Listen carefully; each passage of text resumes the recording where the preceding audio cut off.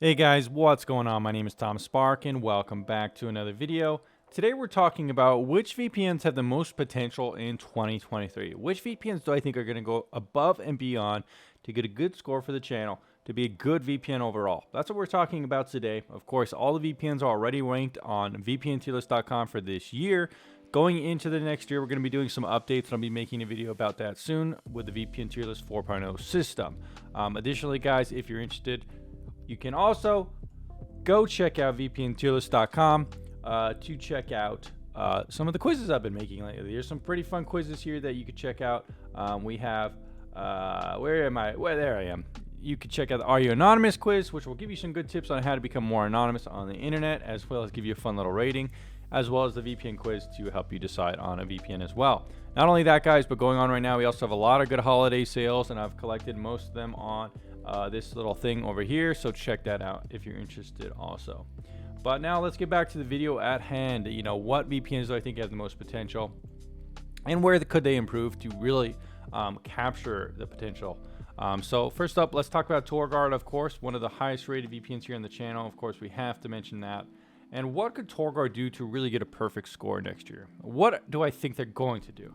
Well, one of the things that get dinged on is a 30-day refund policy. I don't really see that changing. They have a 7-day refund policy, and since they are the cheapest VPN, combined with a lot of generous promo codes that don't really change, I don't really see that changing too much. It's one of the caveats of having one of the best prices is you're probably going to get more people trying to take advantage of your service, and so that's probably why they have that 7-day refund policy.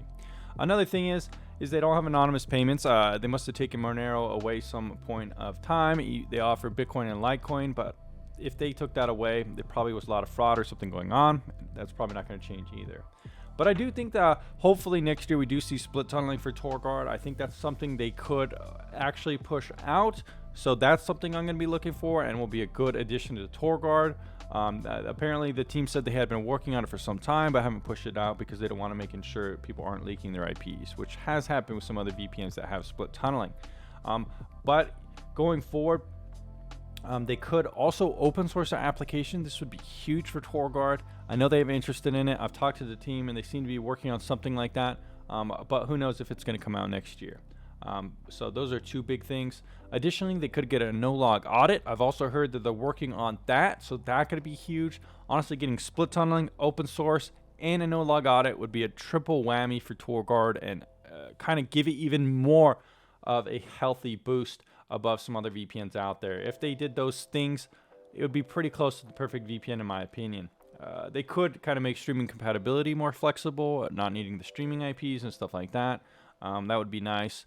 But it still works fine the way they have it and with its own advantages, of course.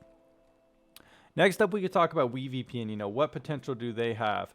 Well, lately, I don't know what's going on with the WeVPN team. The product is still good. There's still live chat and still support. The product still works. I haven't heard from the WeVPN team for around a month or two. Not sure why. Not really sure where the roadmap is going with this one. But the service still has potential. But not having that clear line of transparency and communication with some of the managers kind of leads me into some doubt about the potential of this VPN. I'm not sure what's going on there. But of course, if they did kind of come back into the product and be more active with the community and more transparent with the roadmap, I think they could have a lot of potential. Like TorGuard, they could open source their application. But they could also kind of expand their offerings. Maybe they could sell some VPN routers. Maybe they can offer remote VPN services like TorGuard and NordVPN does now, where you could remote into your VPN at home, kind of use your VPN to host servers and stuff like that. We could also see dedicated IP support with WeVPN. I think I heard last that they're working on something like that, so that would be nice. Additionally, WeVPN could remove some of the trackers on their website. That would be really nice, as well as some of the trackers on their mobile application. Just some basic stuff for Google Analytics and stuff like that. So if they did those things, that's the primary thing. Additionally, I would like to see a no-log audit, a transparent audit from a third party, just like with TorGuard as well. So those are some things WeVPN could work on for sure. I hope the team kind of comes back and is a little bit more transparent and communicative with the roadmap and stuff like that, because that was one of the things I really liked about WeVPN, and lately it hasn't been as good about that. So hopefully that can be improved going on in the future. Next up, let's talk about Hide.me. How good of a potential does it have? Well, Hide.me in some ways I think I don't know if it has as much potential as TorGuard and WeVPN. It kind of just seems like they're kind of content with the way the service is. Overall, they have some pricing things that could be altered a little bit.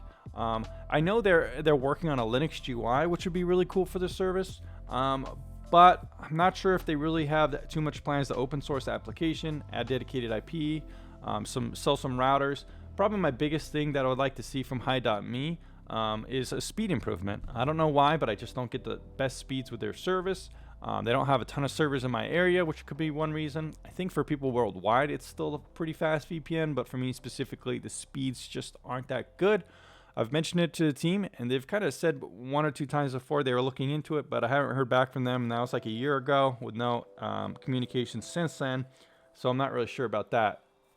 The good thing about Hi.me is they have that no log audit that they've done a long time ago, so they're pretty trustworthy there, at least in transparency. Overall, for me, I would like to see the speeds. Open source would be nice from Hi.me. That would be really good, but again, not too sure if they're working on that actively. So maybe if the team sees this, they could kind of update me on those things. That would be nice. Next up, we could talk about ProtonVPN. And now ProtonVPN is a VPN I think actually has a lot of potential. They've been a VPN that's really kind of been trying to corner the market and go after the market with some really good ideas and some good competitive features. The good thing about Proton is that they were a newer VPN, so of course they have more leeway to improve some of these things. Additionally, stuff like extensions is coming out, I guess, next year, so that's nice. Other VPNs, Hi.me, WeVPN, TorGuard already have those things, but like I said, that does mean Proton does have more room for improvement in some of those categories. With Proton, what I would like to see improved is just a little bit more flexible pricing, a little bit cheaper pricing. They kind of worked on that a little bit this year, but I do think there's still some more room there. They don't offer my channel any promo codes for additional discounts, which would be nice, and they don't have anonymous payments with Monero. But some of the other things, like I said, extensions are coming. SOCKS 5 proxy support would be nice. I'm not sure if that's coming or not. I think I might have heard something about it. Dedicated IPs would be nice as well. It would be nice if Proton had some kind of router software, like ExpressVPN, TorGuard do, and some remote VPN capability would be nice too. That would be also something cool. Other than that, though, they're doing really well. I would like to see a little bit faster customer support from Proton, respond to tickets a little quicker. Maybe the influx of free users kind of muddies the waters a little bit there. The good news about Proton, they have no log audit and open source.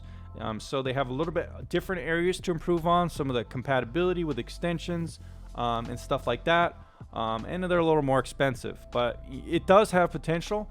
If Proton were to offer anonymous payment options, add the extensions, add SOCKS 5 proxy, give the option for dedicated IPs, and quicken up that support response time, they could be one of the best VPNs for sure. So there's definitely a lot of potential there.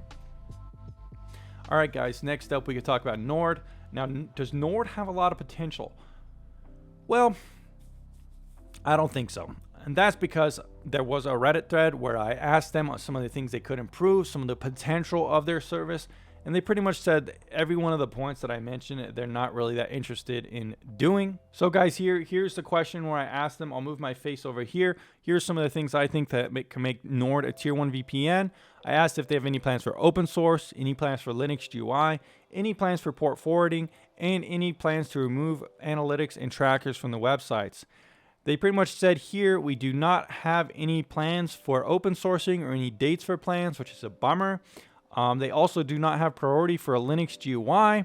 And they do not have plans for port forwarding.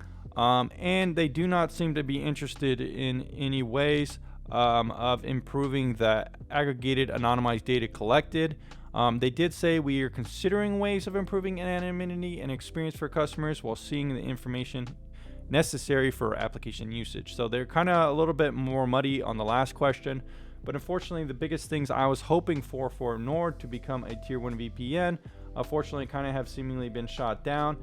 They don't seem to have plans for a lot of those things, which means it's not that big of a potential for being that much improved next year in my opinion, or just from what the team has said. Like I said, removing some of those analytics, open sourcing the client, port forwarding and stuff like that would be really nice, but it doesn't seem to be in the plans for Nord. So guys, which VPNs do I think have the biggest potential out of all the top 5 VPNs here on the channel? Well, I think TorGuard honestly has a lot of potential to be even better if they can nail that split tunneling, open source application, and get a no-log audit. Combined with the rest of their amazing compatibility, speeds, and privacy, they're going to be even better.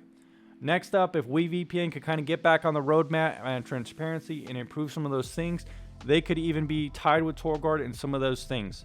Hike.me has good potential, but honestly, I haven't really heard that they're working on some of the things that I want them to work on to make them the best VPN. NordVPN doesn't seem to have that much potential. Seems that they don't seem to be interested in working on some of the things I kind of want them to, as outlined in that Reddit post.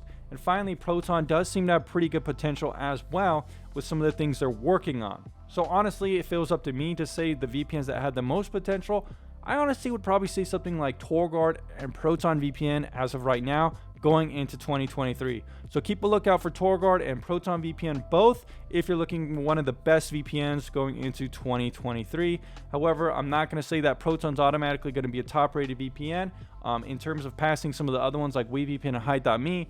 But if it does implement some of those things, it very well could pass some of the other ones if they don't get their shit together for the next rating system.